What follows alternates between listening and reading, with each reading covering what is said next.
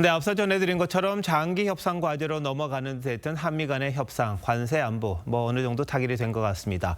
이번 합의가 갖는 의미, 향후 보완해야 할 점은 뭔지 신범철 세종연구소 수석연구위원 모시고 자세한 평가 더 들어보도록 하겠습니다. 어서 오십시오. 예, 안녕하세요. 자, 오늘 대통령실이 관세 협상도 밝혔고 이 안보 관련 협상 결과도 밝혔는데 전체적으로 어떻게 평가하십니까? 무난했다 이렇게 생각해요. 크게 보면 시원섭섭한 부분이 있는 거죠.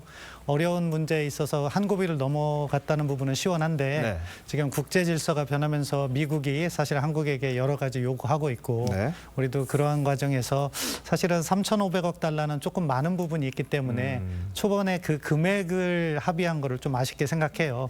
그럼에도 불구하고 이렇게 네. 2차 정상회담을 통해서 어려운 고비를 넘었다는 것은 의미 있다고 평가합니다. 자, 근데 이제 분할 투자, 현금 투자 이게 좀 서로 맞섰는데 우리 의지가 좀 반영이 됐다고 봐야 됩니까? 어떻습니까? 8월 달에 정상회담에 비하면 우리 의지가 확실히 반영됐다고 보는 거죠. 미국은 일시금으로 거의 달라는 식으로 요구를 했잖아요. 그럼에도 불구하고 우리가 200억 불을 상한선으로 해가지고선 협상을 한 것은 나름대로 합리적인 절충점을 찾았다. 이렇게 평가하고 싶습니다. 네. 자, 이제 안보 분야 좀 제대로 살펴보겠습니다. 이 대통령이 직접 핵 추진 잠수함 연료를 언급을 했습니다. 우리한테 좀 풀어달라, 살 수 있게 해달라 이렇게 이야기를 했는데 트럼프 대통령 결단을 공개적으로 요청을 했잖아요. 정상회담 하기 전에 이제 모두 발언해서 이야기를 했는데 좀 이례적입니까? 아니면 협상 전략입니까? 이례적이고 협상 전략이 깔려 있다고 봅니다.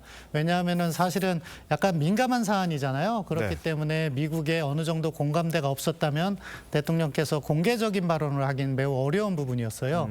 그럼에도 불구하고 그 이슈를 끄집어내서 아마 8월 달에 정상회담에도 그 얘기를 했던 것 같아요. 왜냐하면은 원자력 추진 잠수함을 우린 얘기한 건데 처음에 오해가 있었던 것은 핵미사일을 탑재한 잠수함으로 오해한 부분이 있어서 그거를 해명하면서 위측에 이해를 구하는데 나름대로의 우리의 협상 전략이었다고 봅니다. 네. 그런데 이 대통령이 이 과정에서 북한과 중국의 잠수함 우리가 추적하기 힘들다 이런 얘기까지 했습니다. 좀 의도적으로 한 걸까요? 예, 아마 미국을 설득하는 논리로서 중국을 이렇게 언급한 건데 이게 자칫하면 외교적인 문제가 될 수 있기 때문에 대통령실에서 오후에 이렇게 보도자료를 냈더라고요. 중국 방향에서 오는 거지 특정 국가를 언급한 건 아니다. 적절한 시기에 잘 냈다고 보고요. 자칫하면 이제 시진핑 주석하고 정상회담에 남아있는데 오해를 살 수 있는데 아무튼 그런 식으로 미국을 설득해서 한미 간의 협력을 강화한다. 국방 분야에서. 그러니까 우리에게 원자력 잠수함이 필요하다. 이런 논리였던 것 같습니다. 예.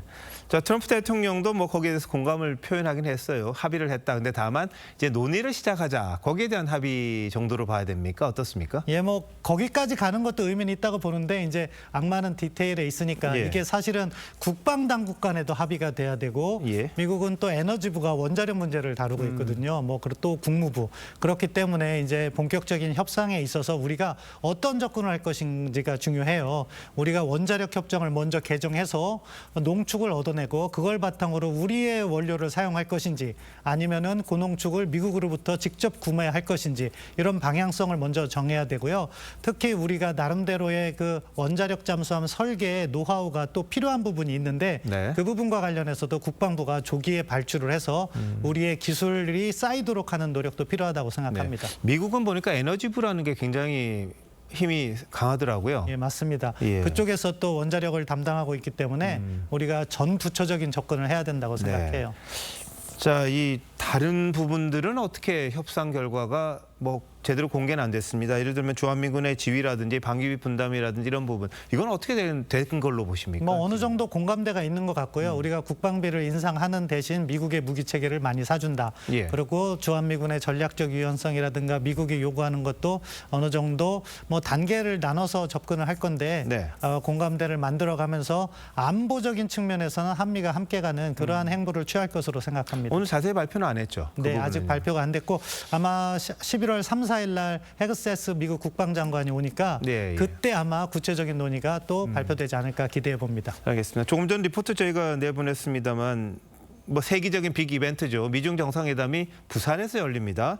근데 미중 회담에 대해서 기대하는 전망이 굉장히 많습니다. 미리 뭐 관세 없애고 이렇게 하겠다 말은 했는데 어떻게 보십니까? 예, 뭐 보도된 대로 아마 무난하게 할 거예요. 그렇게 하지 않으면 양측에서 정상회담에 동의를 하지 않았을 거라고 보고요. 따라서 이제 어느 정도 중국은 히토류를 풀고 미국도 추가 관세를 낮추면서 네. 타협점을 찾아가고 이것을 통해서 세계 경제의 불확실성을 줄여나가는 그런 합의가 되길 기대합니다.